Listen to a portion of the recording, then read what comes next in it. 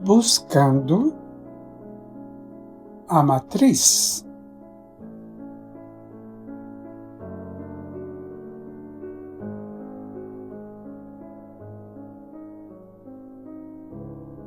Lembro-me da primeira vez que dei notícias da nossa conectividade com o mundo ao meu amigo americano nativo do Quênia. Durante um encontro casual no mercado local, eu comecei a comentar muito animado.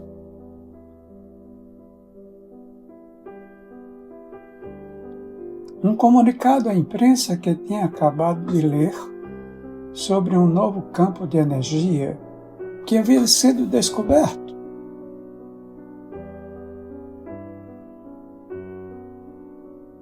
Um campo unificado, diferente de todos os campos de energia até então conhecidos.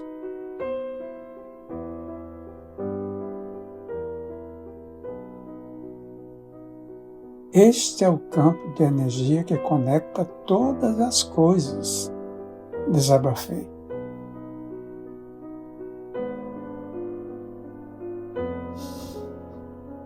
É esse campo que nos conecta com o mundo, é ele que nos interliga uns aos outros.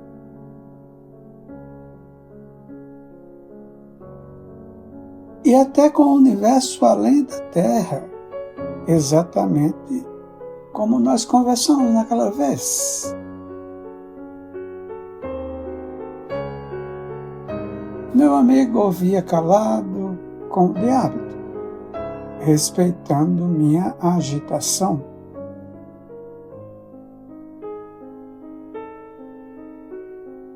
Depois de algum tempo, ele tomou uma respiração profunda e replicou: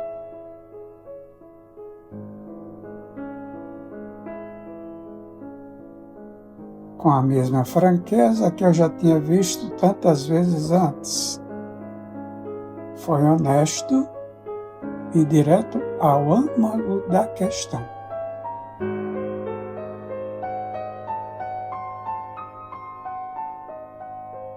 Pois bem, ele disse, então você acaba de descobrir que tudo está interligado.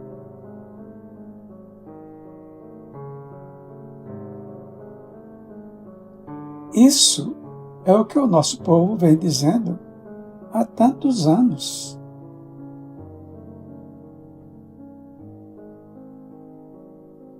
Muito bom que sua ciência também tenha chegado à mesma conclusão.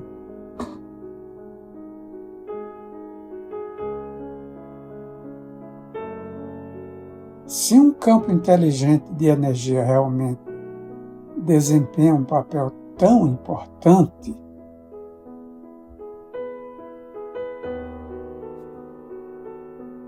na maneira como o universo funciona, por que então só agora vieram nos dar a notícia? Acabamos de emergir do século XX, época em que os historiadores podem certamente considerar como o mais notável período da história.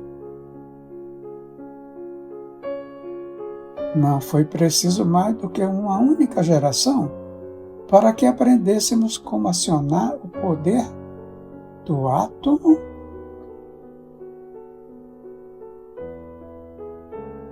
Armazenar uma livraria do tamanho de um quarteirão urbano dentro de um chip de computador.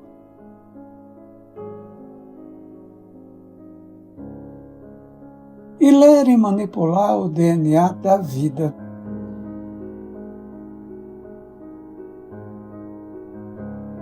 Como poderíamos ter logrado tantas maravilhas científicas?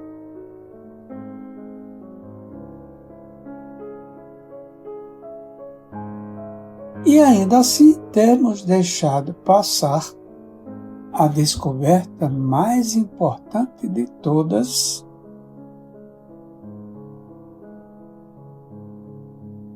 a compreensão única que nos possibilita chegar à própria aptidão para criar?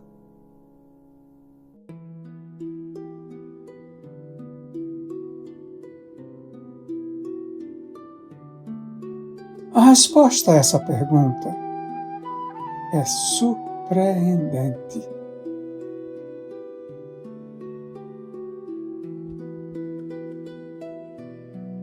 Em um passado não muito distante, os cientistas tentaram resolver o mistério da existência ou não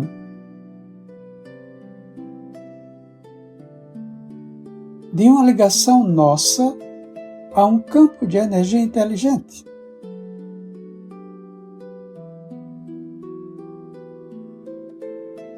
Mediante a demonstração cabal da própria existência ou não de tal campo.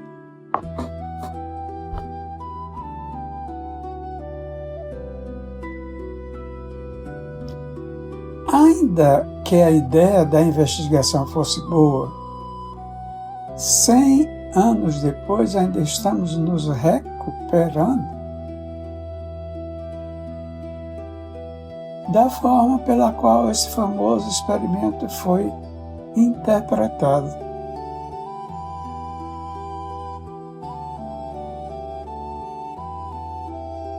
Como resultado disso, durante a maior parte do século XX, se algum cientista ousasse mencionar a existência de um campo unificado de energia interligando todas as coisas, de um espaço que estaria vazio sem o tal campo,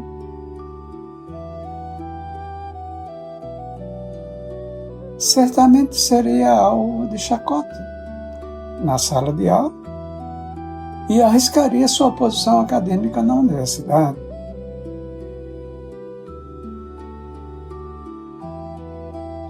Com raras exceções, essa não era uma concepção aceita, nem mesmo tolerada, em discussões científicas sérias.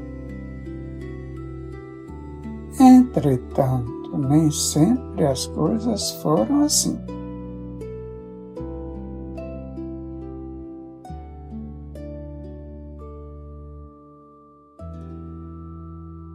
Ainda que continue sendo um mistério essa conectividade no universo,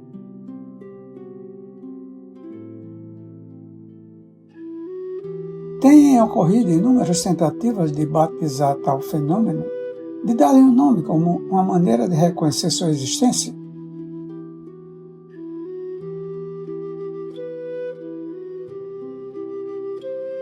Nos sutras budistas, por exemplo, o reino do grande deus Indra é descrito como o lugar onde se origina toda a rede que interliga a totalidade do universo.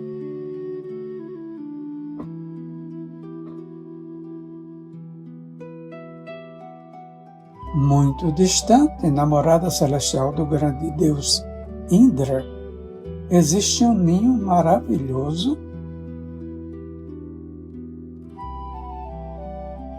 feito por um ardiloso artesão de tal modo que ele se estende em todas as direções.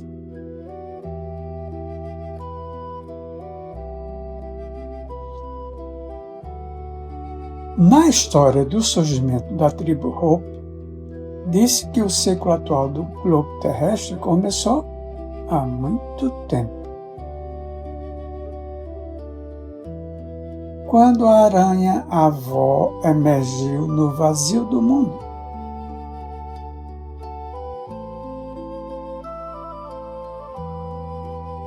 A primeira coisa que ela fez foi girar a rede que interliga todas as coisas.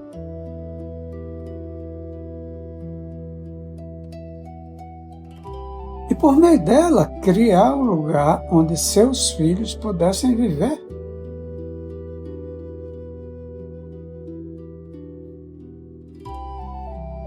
Os que acreditavam desde os tempos dos antigos gregos no campo universal de energia interligando todas as coisas, davam-lhe o nome de éter.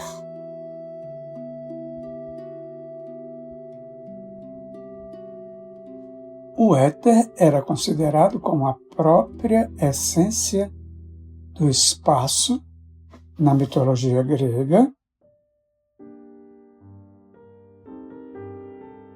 Era descrito como o ar respirado pelos deuses.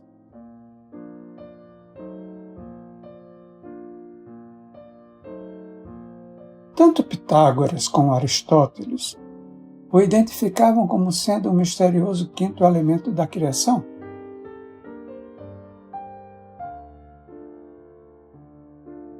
Aquele que se seguia aos 4 primeiros tão conhecidos: fogo, ar, água e terra.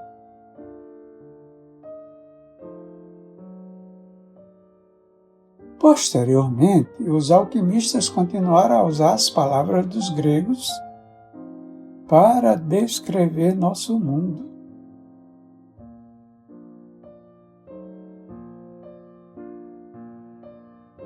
Uma terminologia que persistiu até o nascer da ciência moderna.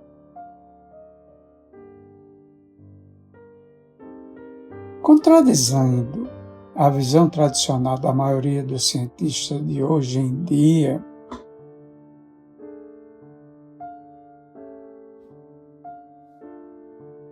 algumas das maiores mentes da história não somente acreditavam na existência do éter,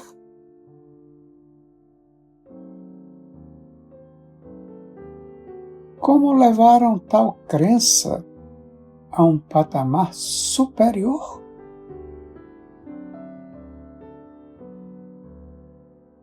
Diziam que era necessário que o éter existisse para que as leis da física funcionassem como funcionam.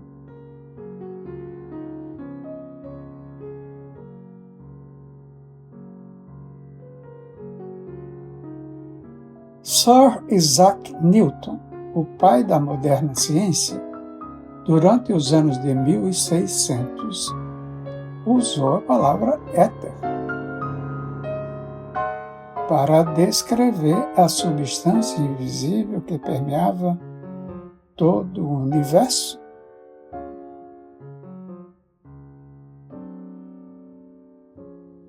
E que ele acreditava ser a responsável pela força da gravidade e pelas sensações experimentadas pelo corpo humano.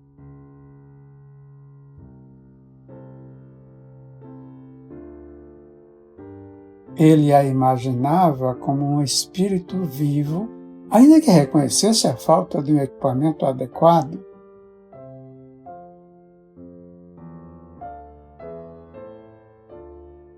Para validar sua crença nos tempos que vivia.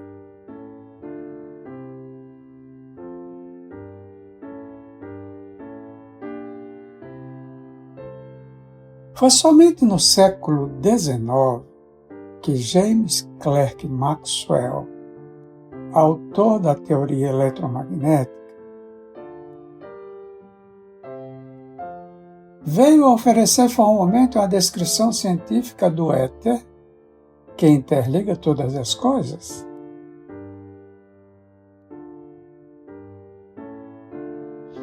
Ele o descreveu como uma substância material de espécie mais sutil que os corpos visíveis,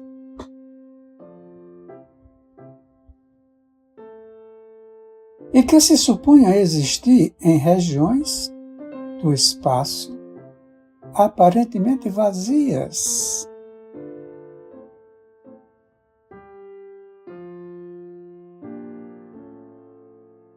Muito recentemente, já no século XX, algumas das mentes científicas mais respeitadas ainda faziam uso da terminologia antiga para descrever a essência que preenche o espaço vazio.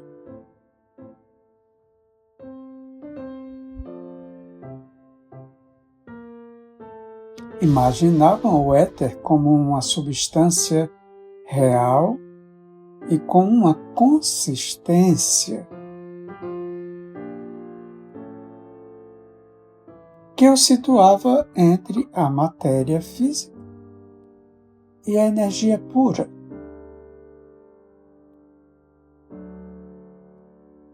Era através do éter, raciocinavam os cientistas, que a luz se movia de um ponto ao outro, navegando no que, se não fosse por ele, pareceria tratar-se de um espaço vazio.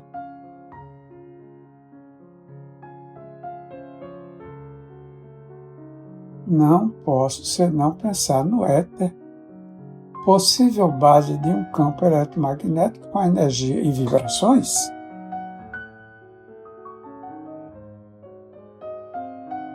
Como provido de um certo grau de consistência, por mais diferente que possa ser de toda a matéria comum.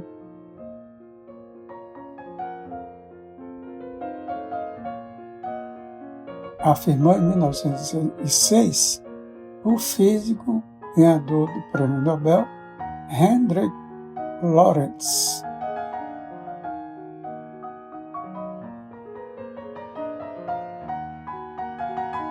As equações de Lorentz foram as que deram a Einstein um instrumento para desenvolver sua revolucionária teoria da relatividade.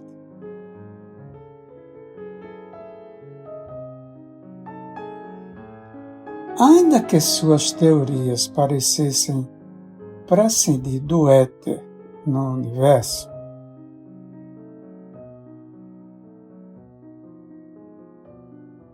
o próprio Einstein acreditava que alguma coisa seria descoberta para explicar como o vazio do espaço era ocupado e afirmava: o espaço sem o éter é inimaginável.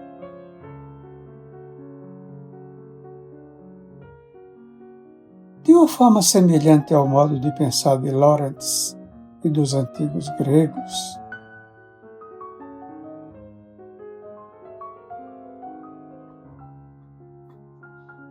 que acreditavam ser essa substância o meio através do qual as ondas se deslocavam,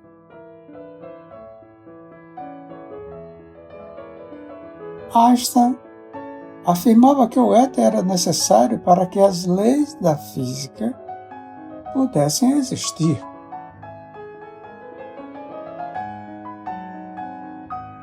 No espaço sem o éter, não apenas seria impossível a propagação da luz, mas também não seria possível existir padrões para o espaço e o tempo.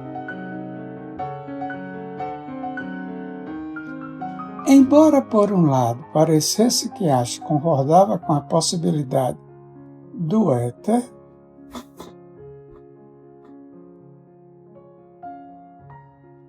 por outro lado, ele advertia que o éter deveria ser considerado como energia no seu sentido mais usual.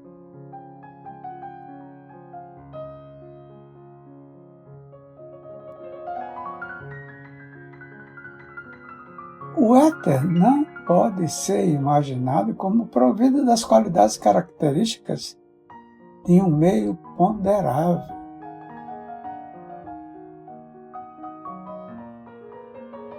Como se consistisse de partículas, que pudessem ser acompanhadas ao longo do tempo.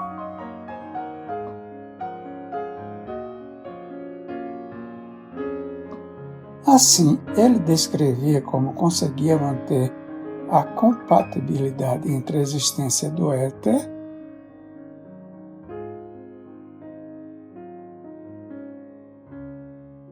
mesmo levando em conta sua natureza não convencional e suas teorias.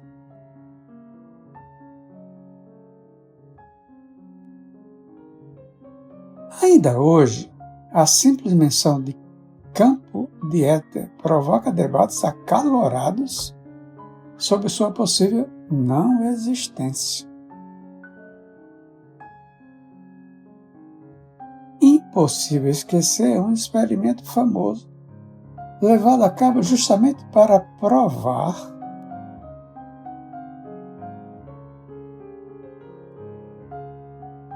de uma vez por todas a existência ou não do éter universal.